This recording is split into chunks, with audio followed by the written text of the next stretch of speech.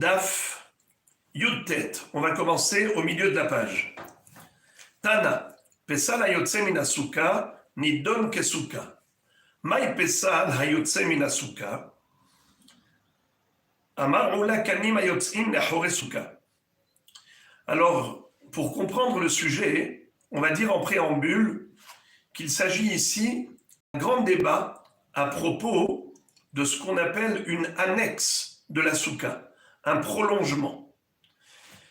La souka, on a déjà dit, c'est un endroit qui doit avoir une surface minimale de 7 fachim par 7 fachim, 3 défanotes, 1 skar. Maintenant, on va nous parler de l'annexe, d'un prolongement de la souka. Quel est son statut? Eh bien, la Braïta nous enseigne Pesal hayotse minasuka, nidon kesuka. Psal, la vraie traduction, c'est le srach. Et pourquoi est-ce qu'il s'appelle Pesal? Parce que c'est Pisolet Goren Veyekev. La Torah, lorsqu'elle décrit le skar, elle nous le présente comme étant les déchets agricoles de ce qu'on a récupéré de la grange, de la cuve, une fois qu'on a déjà engrangé les grains de céréales. On a récupéré les tiges. Toutes ces tiges, ce sont des déchets agricoles qui peuvent servir de srach. Également, les branches, les branchettes des vignes, une fois qu'on a, après la vendange, récupéré les raisins pour en faire du vin, alors il nous reste les déchets agricoles. C'est toutes les branches de la vigne. Ça s'appelle Pisolet Yekev. Yekev, la cuve. Alors, be'ospecha migornecha ou mikvecha, ce que tu vas récupérer de la grange et de la cuve, c'est ça ce qui va te servir de srach. Et dans le lachon de Chachamim, ça s'appelle pisolet goren veyekev. Les résidus, les restes de la goren, la grange, et yekev, la cuve. Donc maintenant, on va parler de psal. Psal, c'est donc le srach, qui s'appelle psal. Maintenant, le psal, hayotse minasuka, nidon kesuka. Le srach qui sort de la souka est considéré comme la souka elle-même. C'est-à-dire qu'au niveau du statut halachique, ce skar qui sort de la souka a le même statut que la souka. En d'autres termes, c'est kasher. On peut s'asseoir là-bas et manger et dormir sous ce skar, sous ce psal. Mais maintenant, la question se pose, pourquoi ça s'appelle Yotse Minasuka? Un skar de la souka, c'est la souka elle-même. Alors que veut dire un psal Hayotse Minasuka? De quelle annexe de la souka parle-t-on? Amar Ola, Kanim Hayotzim le Achore Souka. Alors Ola nous dit qu'il s'agit ici de skar qui sort derrière la souka. Alors regardez, ici, on a 3 murs. Voyez-vous, vous avez ici un mur, un deuxième et un troisième. Étant donné que nous avons 3 murs, voilà la souka, elle est cachère. Ça, c'est une souka normale. Elle fait au moins 7 fachim de longueur, elle a les 3 tfanotes, il y a du skar suffisant. Maintenant, le inyan, c'est que, en fait, quand il a mis le skar, ne regardez pas les 2 lignes ici, regardez juste le skar, là. Quand il a mis du skar dans la souka principale, eh bien, ce skar était débordant, il dépassait. Et il sortait au-delà, à l'arrière de la souka. Ça, c'est le dofen Emtsai. Donc, on a un mur ici, un mur en face, parallèle, et un troisième mur entre les deux. Le skar qui dépassait ici, eh bien, ça s'appelle Psal Hayotse Minasuka. Puisqu'il sort complètement de la souka, il dépasse, il déborde à l'arrière de la souka. Eh bien, on a le droit de manger sous ce srach.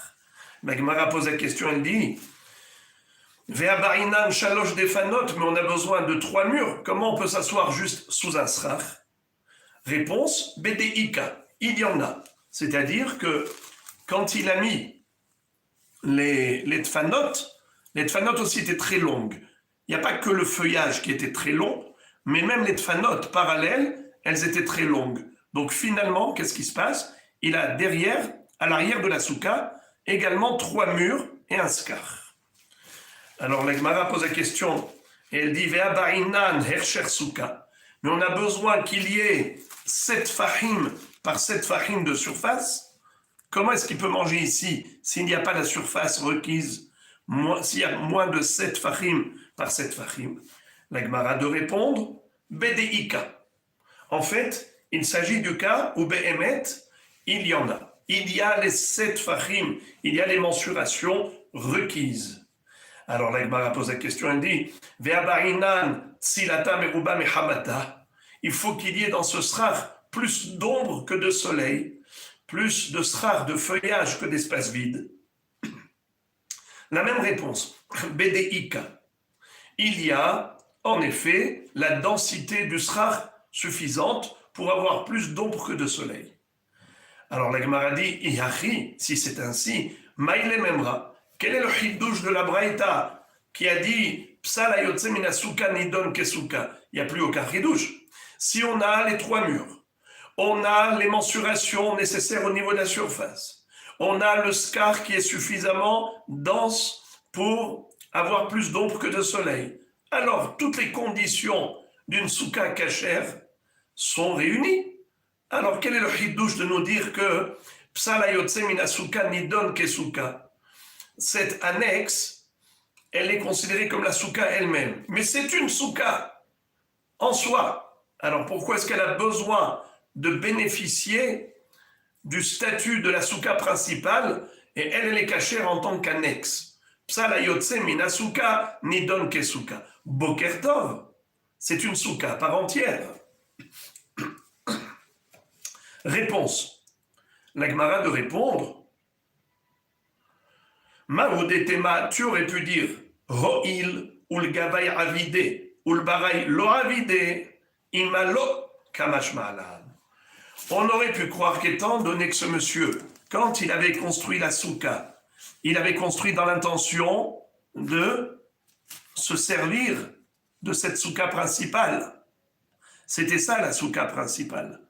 Ensuite, il s'est avéré par concours de circonstances qu'en effet, là également, on s'est retrouvé avec les conditions d'une souka cachère. On aurait pu penser qu'elle n'est pas cachère tout de même. Pourquoi? Car il n'y avait pas d'intention bichlal de construire une souka. Elle a été faite par concours de circonstances, c'est-à-dire qu'il n'avait même pas l'intention de construire une souka. Alors on aurait pu croire qu'à ce titre, elle n'est pas cachère. C'est ça le chidouche. C'est qu'elle est tout de même cachère. Psal hayotse minasuka nidon kesuka. Ça c'est Oula, premier pirouche. Deuxième pirouche de la Braïta.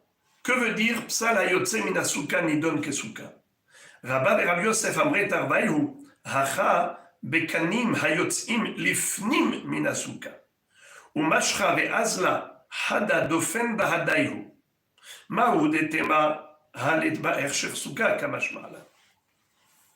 En fait, voilà, je ne sais pas si vous voyez. On va dire, j'ai mis par exemple qu'il y a un dauphin, ça s'est vu de haut, hein. Vous voyez de haut la souka. Vous voyez 3 murs. Et sur ces 3 murs, on a mis du feuillage, on a mis du srach. Imaginons par exemple que la longueur d'un dauphin, c'est de 12 tfachim. Et en face, en parallèle, il a mis un dauphin qui n'est pas entier. Il s'arrête à 8 tfachim. On sait que le minimum, c'est 7 tfachim.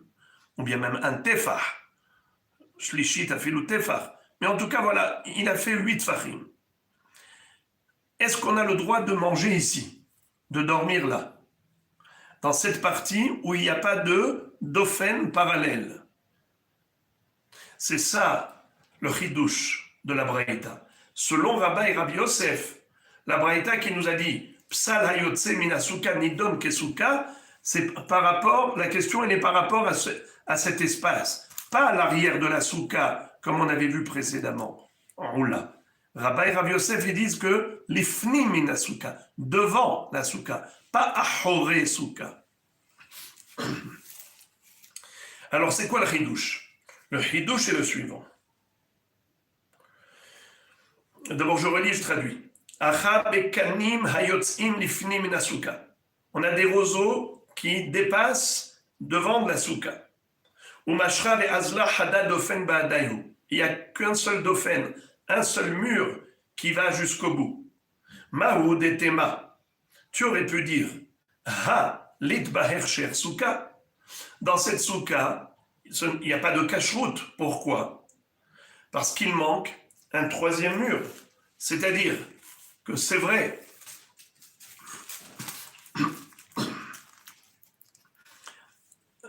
que ici, c'est bon, parce qu'ici tu as 3 murs. Alors on peut manger là. Là, on a 3 murs parallèles. C'est-à-dire 2 murs parallèles et le Dofenem Tsaï, le mur du milieu. D'accord. Mais là, on n'a qu'un seul mur en face.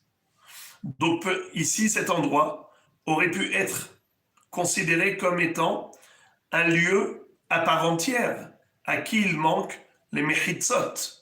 Donc il manque le Hersher Souka. C'est ça le chidouche. Le chidouche, c'est de dire, bien qu'il manque ici une paroi, ce n'est pas un problème. Pourquoi? Parce que Rashi dit, étant donné que nous avons une halakha le Moshe Misinaï, shtaim kilchatan ou shlishit afilu tefah, il est suffisant d'avoir 2 parois. Et la troisième, même un tefah suffirait. Voilà pourquoi c'est cachère. Même si la paroi n'est pas entière, c'est tout de même cachère. On l'a déjà appris.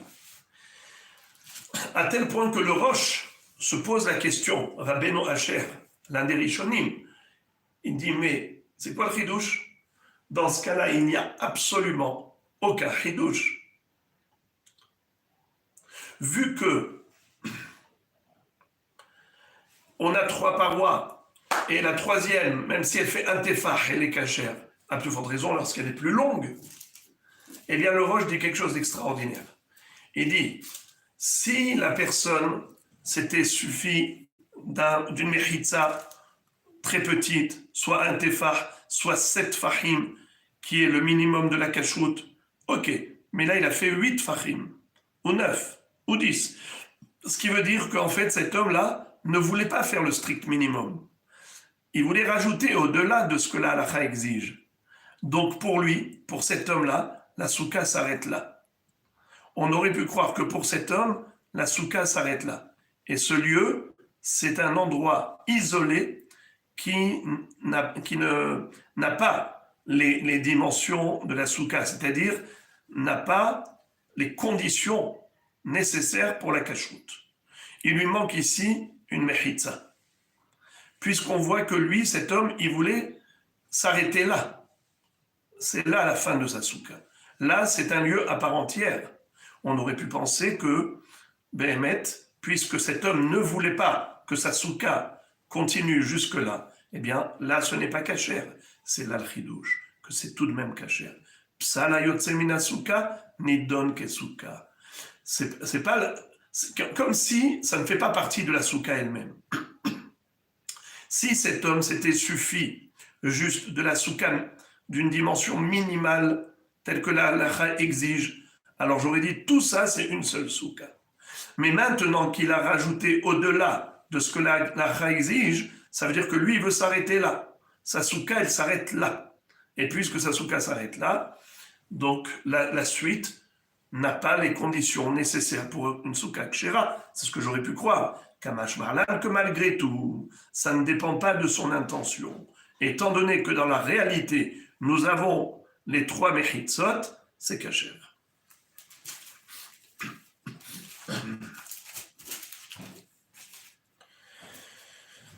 Troisième pirouche de la Braïta, c'est Rabba Bar Hana au nom de Rabbi Hanan. Rabba Bar Hana, Rabbi Hanan, לא נצרכה אלא לסוכה שרובה צילתה מרובה מחמתה ומיעוטה חמתה מרובה מצילתה מהו דתמה תיפסל בהרפורתא כמשמע לן.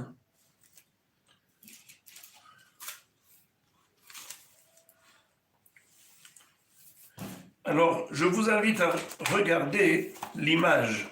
Il y a ici un beau croquis.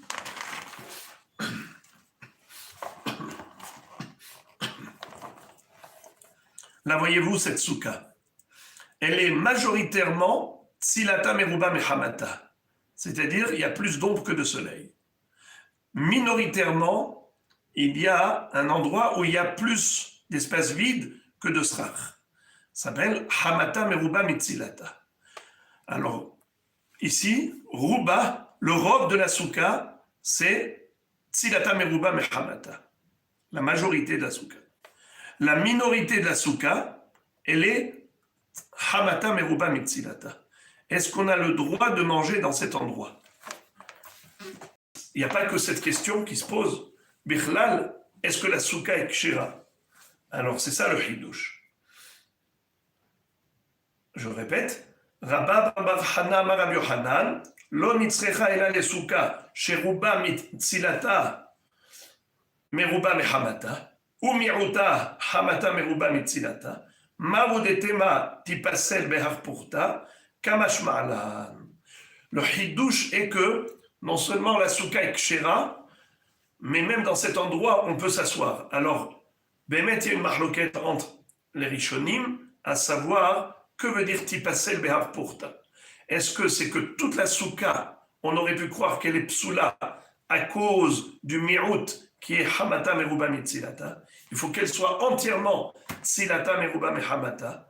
Même s'il y avait juste un mi'out qui est hamata meruba mitzilata, toute la souka est remise en cause. C'est un pirouge des rishonim. Un autre pirouge, c'est que non, vadaï que l'endroit qui est bien scachisé, c'est évident qu'il est caché. La question est de savoir qu'en est-il de l'endroit qui n'est pas bien scachisé? Eh bien, le hidouche est qu'on va d'après le rov. Étant donné que le rov de la souka est bien scachisé, bien qu'il y ait un mi'out qui n'a pas beaucoup de scar, malgré tout, il est caché en tant qu'annexe de la souka. Et pourquoi? Parce qu'on mesure et on calcule le srach, la densité du srach en fonction de sa globalité. C'est-à-dire que par rapport à toute la souka, on a un rov de tzilata meruba mehamata. Alors la question se pose, pourquoi tu appelles ça yotse? A priori, ça fait partie de la souka. Ou ma yotse, yotse mitorat souka. Excusez-moi. Yotse mercher souka. Yotse mercher souka. Dans le sens figuré. Le yotse ici n'est pas d'ordre physique comme auparavant. Vous avez vu, auparavant on disait par exemple, ici yotse, ça veut dire que physiquement, il y avait le feuillage qui sortait à l'extérieur, à l'arrière de la souka. Ou bien, dans l'autre cas, le feuillage était yotse au devant de la souka, là où il n'y a pas de paroi. Ça s'appelle yotse, physiquement yotse. Mais là, la Gemara pose la question, ma yotse, puisque physiquement, le srach, il fait partie de la souka, pourquoi tu l'appelles yotse?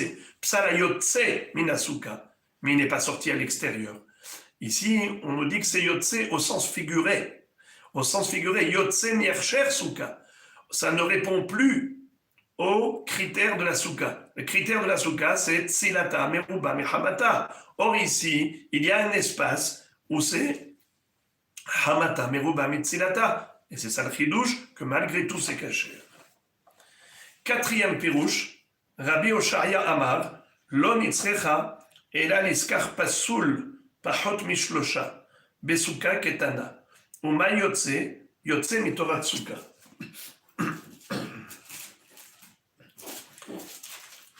Imaginez-vous, vu de haut, vous regardez de haut, vous voyez la partie qui est espace blanc, c'est le skar kacher. La partie qui est en gris, c'est le skar pasoul.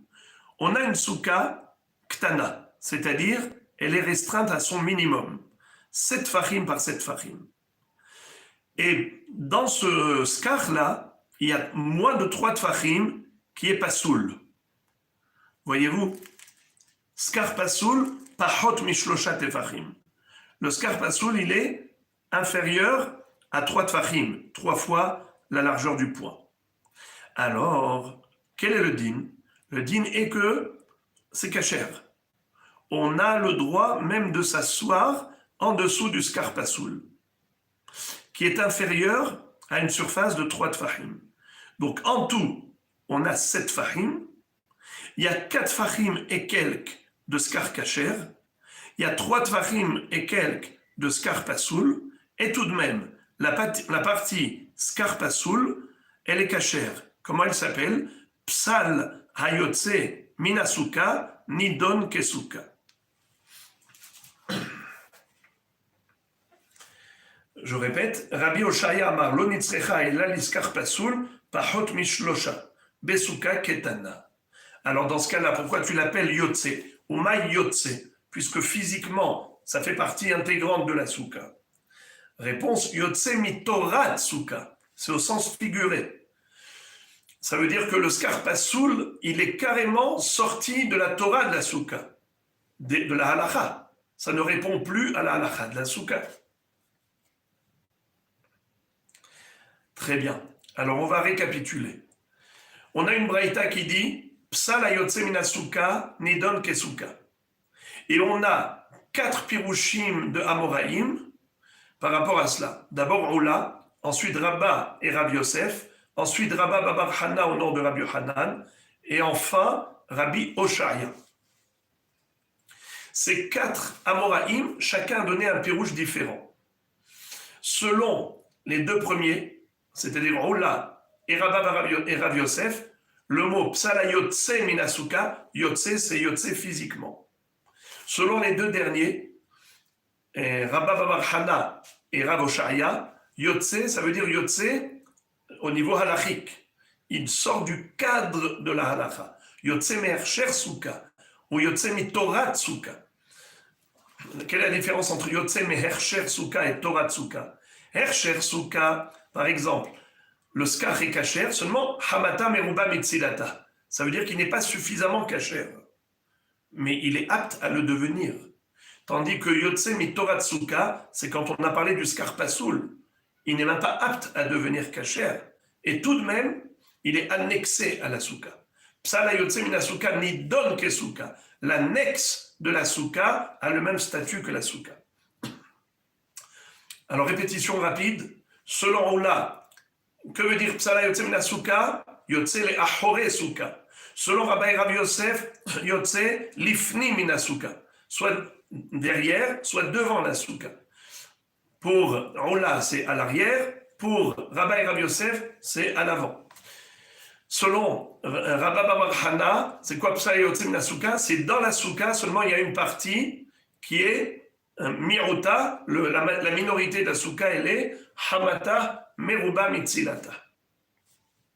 Et le dernier, Rabbi Oshaya, selon lui, on parle carrément de skar pasoul. Seulement ce skar pasoul, il était d'une surface inférieure à 3 tfachim, et tout de même, on a le droit de s'installer là-bas, parce que Nidon Kasuka. Maintenant, la Gemara va citer une objection qu'a adressée, écoutez bien, Rabbi Roshaya à Rabbi Oshaya. Rabbi Roshaya avec Ré a adressé une objection à Rabbi Oshaya avec Aleph. Matkif, la Rav Oshaya, lo yehe ela avir, ve avir pachot mishushat fahim, besuka ktana mi pasil. Il lui pose une question, il lui dit, je vois pas le chidouche. Dans ce cas-là, où tu m'as dit que on a ici du skar pasoul, là c'est du skar kasher, 4 fachim et quelques, et ici c'est moins de 3 tfachim de skar pasoul. On a une règle, c'est que lorsqu'on a du avir, de l'air, si par exemple il y avait de l'espace vide, totalement vide, 3 tfachim d'espace vide, on ne peut plus appliquer le lavoud, eh bien la souka elle n'est pas cachère. Tandis que le skar pasoul, il est possède que be'arba'at tefahim, que s'il y avait 4 fois la largeur du poids, c'est là où on va dire que en effet, c'est pasoul. Mais quand on a moins que 4 fahim, le skar pasoul n'est pas possède. Donc qu'est-ce qui est plus grave? Le avir, l'air, l'espace vide, ou le skar pasoul?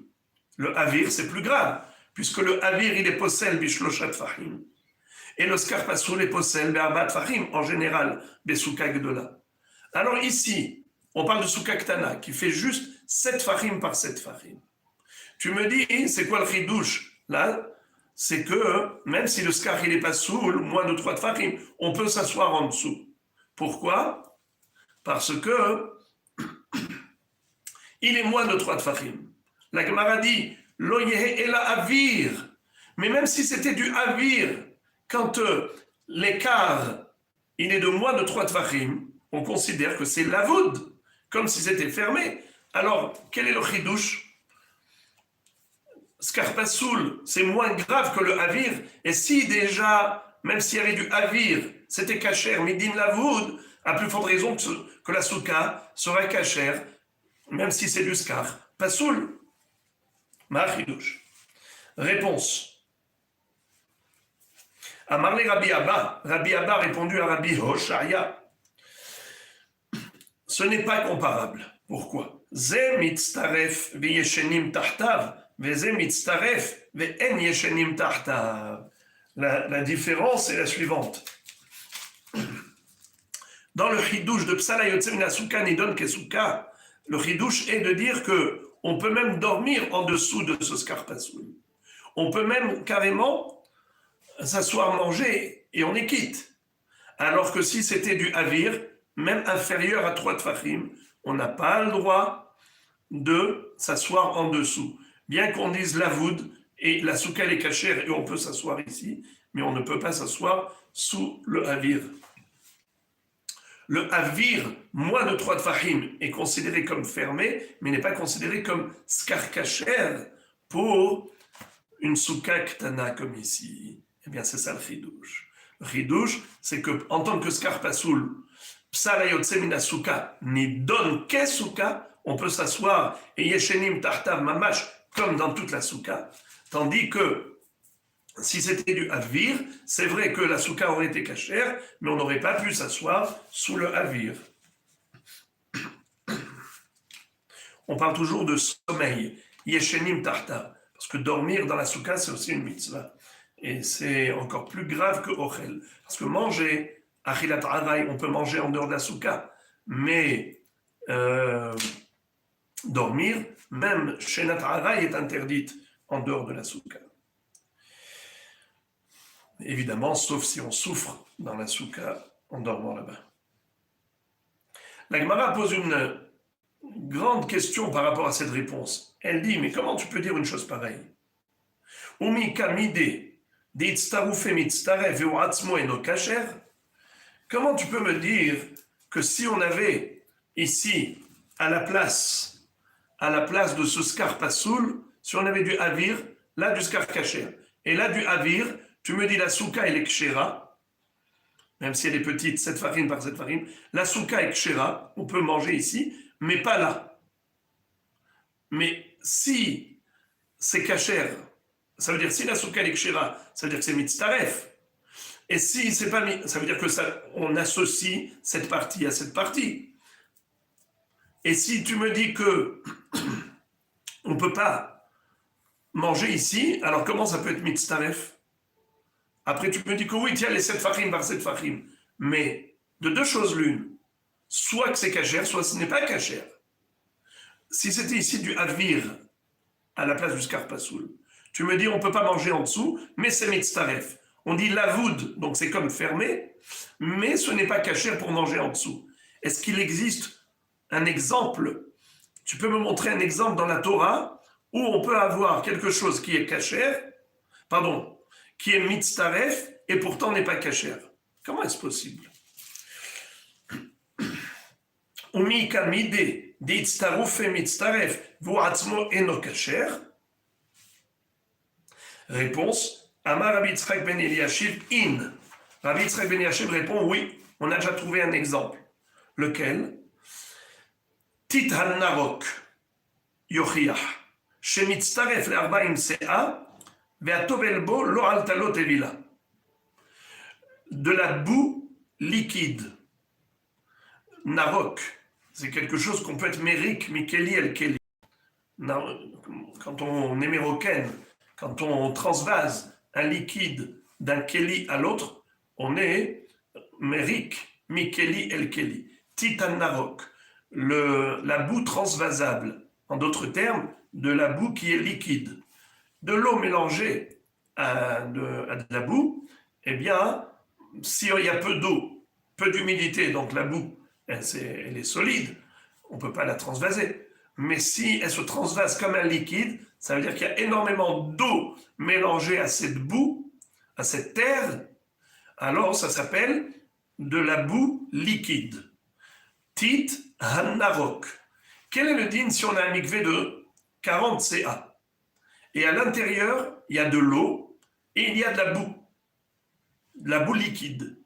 Est-ce que le mikvé est kasher ou pas? On peut dire qu'il n'est pas kasher parce qu'une partie du mikvé, c'est de la boue. Eh bien, le hidouche est le suivant. Le mikvé est tout de même kasher. On peut se tremper dans l'eau qui est dedans. Et de ce fait, le mikvé est kasher. Alors que si on avait un mikvé qui était fait que de la boue, on ne peut pas se tremper dedans. Donc on voit qu'il peut être mitztaref et pourtant lui-même n'est pas kasher. Ça, c'est comme ça que Rashi explique. Tosfot a un joli pile-poule par rapport à cela, mais le Ikar, c'est ça le rarion. C'est que nous avons un modèle de cette notion-là, qui consiste à dire que que le havir, on dit lavoud, donc il n'est pas possède, il est mitztaref, et pourtant, il n'est pas kasher, on ne peut pas s'asseoir en dessous. Je vous invite à regarder la coucha de Tosfot là-dessus, parce que c'est très intéressant. Mishnah nouvelle, Arose sukato kemin tzrif, o shesemacha la kotel, Rabbi Eliezer posel mipene she'en lach gag, v'chachamim marchirin. Alors maintenant, on va nous parler d'une souka qui a une forme très bizarre. Regardez ça.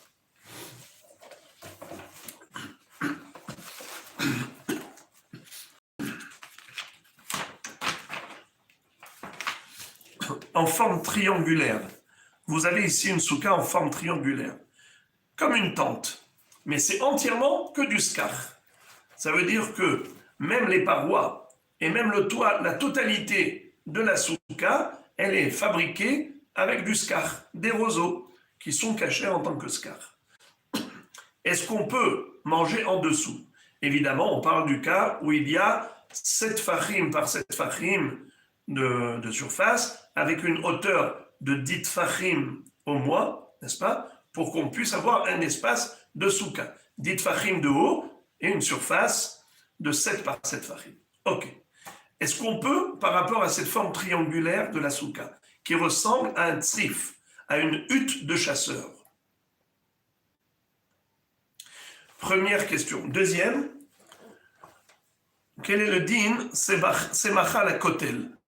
Il avait des roseaux et il les a appuyés sur le mur. Et donc maintenant, il a envie de manger en dessous. C'est-à-dire que ce skar-là, il fera à la fois office et de dauphin et de gag. À la fois de mur et à la fois de toit de la souka. Est-ce que c'est caché, oui ou non? Eh bien, on a une mahloket dans la Mishnah. La mahloket, elle est entre Rabbi Eliezer et Hachamim. Rabbi Eliezer dit que c'est kasher et Hachamim disent pas kasher. Le contraire. Rabbi Eliezer possède mi pene she'en lach gag, Hachamim marchirim. Alors Rabbi Eliezer dit que ce n'est pas kasher parce qu'il n'y a pas de toit. On ne peut pas distinguer le toit par rapport au mur. Quand on a des murs horizontaux, des murs verticaux, et un toit horizontal, eh bien voilà, ça c'est le skar, ça c'est les murs. Mais là, quand c'est en oblique, où est le mur et où est le toit? On ne peut pas le définir. C'est pour cela que la souka n'est pas cachère d'après Rabbi Eliezer.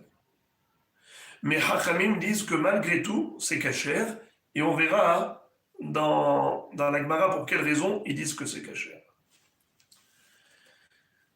Tana, la Gemara nous cite une braïta. Modé Rabbi Eliezer, she'im igbia min hakarka tefah, o shefliga min hakotel tefah, she'hi kshera. Qu'est-ce que ça veut dire? Pour Rabbi Eliezer,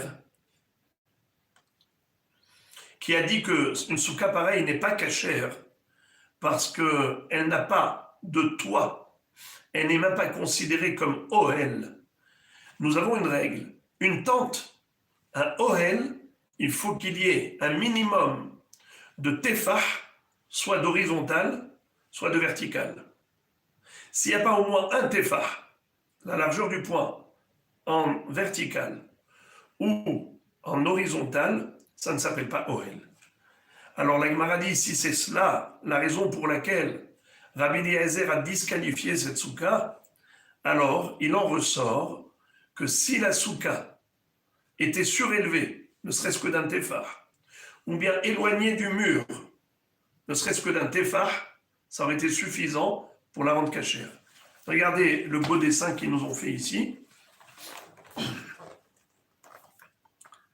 Voyez-vous, 4 pierres dans les 4 extrémités pour surélever la souka d'un tefah. Ça suffit pour qu'elle soit cachère. Ou bien ici, ils ont mis des bois pour empêcher le skar d'atteindre le mur. Ce qui fait qu'il y a un tefah d'espace vide entre le mur et le sommet du skar. De ce fait, ça s'appelle ohel. Parce que dès qu'il y a un tefah de vertical ou un tefah d'horizontal, eh bien ça s'appelle ohel. Où est-ce qu'il est le toit d'un tefah? Mais il n'y a pas un toit. Où est-ce qu'il est la mechitza d'un tefah? Mais il n'y a pas de mechitza. Réponse, l'avoud.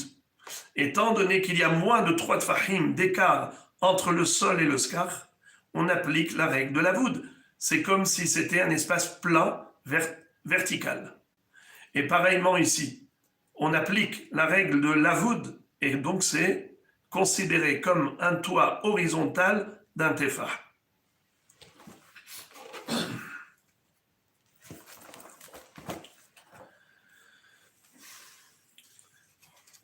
Alors je relis. Tana modé Rabbi Eliezer, she'im igbia min hakarka tefah, o she'ifliga min hakotel tefah, she'hi kshera. Maïta maïhu de Rabbanan, shipuri. Maintenant qu'on a terminé avec Rabbi Eliezer, maintenant la Gemara pose la question. Maïta maïhu de Rabbanan. Je ne vais pas reprendre depuis le début, je vais reprendre juste depuis Hachamim. V'hachamim marchirim. La Gemara demande Maïta maïhu de Rabbanan. Hachamim, on dit que oui, c'est caché malgré tout, bien que ce soit triangulaire. Pour quelle raison? Parce qu'ils pensent que Shipurei Ohalim qu'est Ohalim Damou. Les Chachamim ne sont pas d'accord avec Rabbi Eliezer pour dire que lorsque nous n'avons pas au moins un tefah vertical ou un tefah horizontal, alors dans ce cas-là, ça ne s'appelle pas Ohel. Faux. Pour Chachamim, le Ohel s'appelle Ohel, même si c'est un triangle parfait. Donc voilà la raison pour laquelle les Hachamim considèrent que cette souka est cachère, parce qu'elle a au moins le statut de Ohel. Et la souka, c'est une dirat araï, c'est comme un Ohel. Je vous lis Rashi. Shipurei Ohalim ke Ohalim, afalpi shelo igbiha velo irchika keshera. Très bien. Maintenant, la Gemara nous raconte une histoire. Abaye Ashkehe le Rav Yosef de Kagane Bekilat Chatanim Basuka. Rav Yosef a dormi dans une souka, mais à l'intérieur d'un lit baldaka, Bekilat Chatanim, c'est-à-dire un lit qui est recouvert d'un voile, comme le Chatan et Kala, à qui on mettait un voile au-dessus de leur lit. Eh bien, il avait une Kilat Chatanim dans la souka, et il a dormi dans la Kilat Chatanim. Quand Abaye a vu son maître Rav Yosef dormir là-bas, Amarle Keman, Kerabi Eliezer, Shavakt Rabanan Veravat Kerabi Eliezer, il lui a dit, Rabbeinu, comment se fait-il que vous êtes autorisé de faire une chose pareille? A priori, c'est parce que vous considérez que la halakha est comme Rabbi Eliezer. Puisque c'est Rabbi Eliezer qui a dit que lorsqu'on a un triangle parfait, eh bien ça ne s'appelle même pas Ohel. Et donc un lit baldaka, où nous avons un voile qui est entièrement triangulaire, il n'y a même pas un tefah au niveau du toit horizontal, ni un tefah au niveau du vertical. Alors dans ce cas-là, ça ne s'appelle même pas Ohel. Et donc si ça ne s'appelle pas Ohel, c'est comme une couverture. Quelqu'un qui dort sous une couverture dans la souka. Eh bien, il n'y a pas de problème. Il n'est pas dans un espace à part. Il est comme recouvert de ses vêtements, recouvert d'une couverture, recouvert d'un drap. Eh bien, pareil, Kilat Hatanim, ce n'est pas un Ohel pour dire que l'homme se trouve dans un espace à part. Alors, c'est que tu es possède la halakha comme Rabbi Eliezer. Comment tu as abandonné les Chachamim qui sont majoritaires pour être possède la halakha comme Rabbi Eliezer qui est minoritaire? Puisque d'après Chachamim, qui avait dit que la souka est cachère, même lorsqu'elle est un triangle parfait, sous-entendu que ça s'appelle Ohel. Shipurei Ohalim ke Ohalim. Et puisque ça s'appelle Ohel, donc quelqu'un qui dormirait dans une Kilat Hatanim, même si elle est triangulaire, et il n'y a pas un tefah ni horizontal ni vertical, malgré tout, ça s'appelle Ohel. Donc l'homme dort dans un Ohel, il ne dort pas dans la souka. Vous avez compris comment c'est le parallèle qu'a fait Abaye. Du fait que Hakramim ait cachérisé la souka qui est de forme triangulaire, ça veut dire qu'il considère que même un triangle, c'est un Ohel. Et si c'est un Ohel, alors au niveau du lit baldaka, le lit baldaka s'appelle Ohel même en étant triangulaire. Et donc si ça s'appelle un Ohel, donc l'homme qui dort à l'intérieur de ce lit baldaka, il n'est pas sous le skach, il est sous un Ohel, sous le tissu de la Kilat Hatanim. Alors il lui dit, comment tu es possèque comme Rabbi Eliezer? Amarle, il lui a dit, Baraita Ifratane, Rabbi Eliezer marchit Bachachamim Poslim.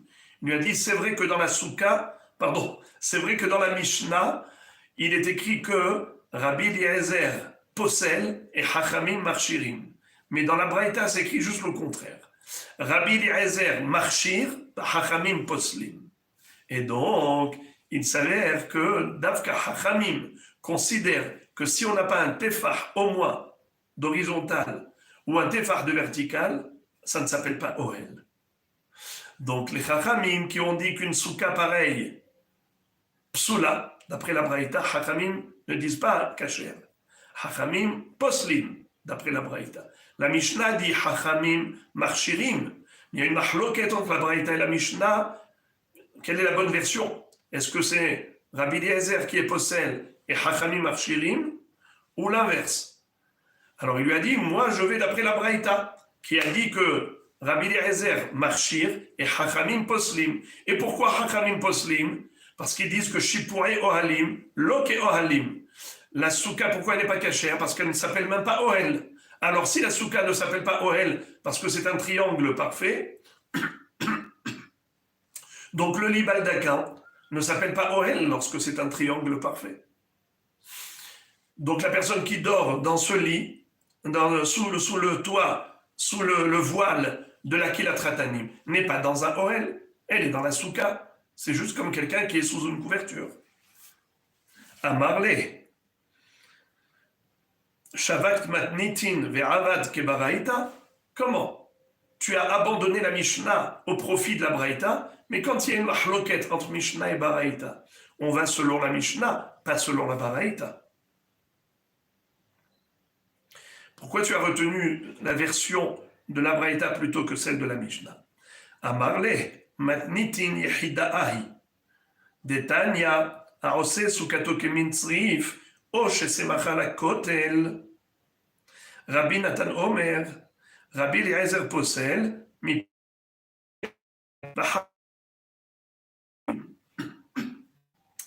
Il lui a dit, je vais te dire pourquoi. J'ai suivi la Braïta cette fois-ci.